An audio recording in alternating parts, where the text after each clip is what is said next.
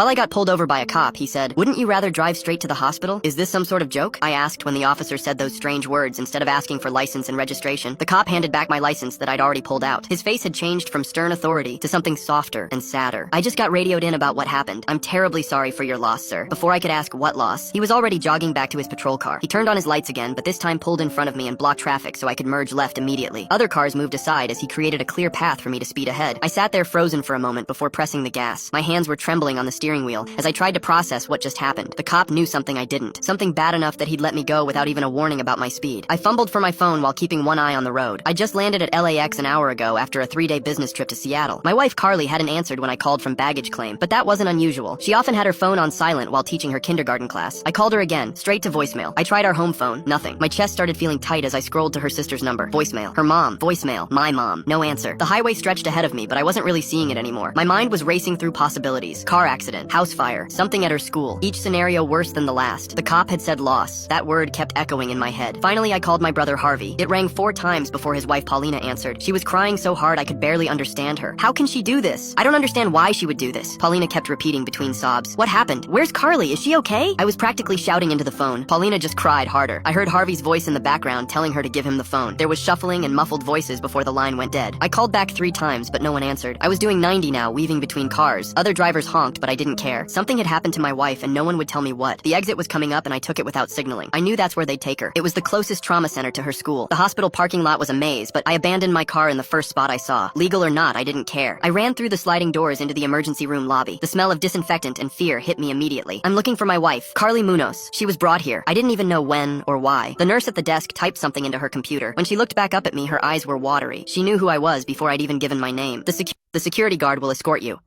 Her voice was barely a whisper. A large man in a blue uniform appeared and gestured for me to follow. We walked through endless hallways past rooms full of beeping machines and worried families. My legs felt like they might give out, but I kept moving. The guard didn't say a word, just kept glancing at me with that same sad look everyone seemed to have. We took an elevator to the 3rd floor. Pediatric ICU, the sign said. Why were we in pediatrics if Carly was hurt? My brain couldn't make sense of it. The guard led me down another hallway where I could hear crying. Multiple people sobbing behind a closed door. I recognized voices as we got closer. Harvey, Paulina, Carly's parents, my mom. All of them were here, and no one had answered their phones because they were already at the hospital. The guard opened the door, and the crying stopped for a moment, as everyone turned to look at me. The room was full of family members I'd just been trying to call. Their faces were red and swollen from tears. Harvey stood up and walked toward me, but I pushed past him. I needed to see Carly, needed to know she was okay, even though everyone's presence here told me she wasn't. As I turned the corner into the room proper, my knees buckled. There were 3 beds, 3 bodies covered in white sheets.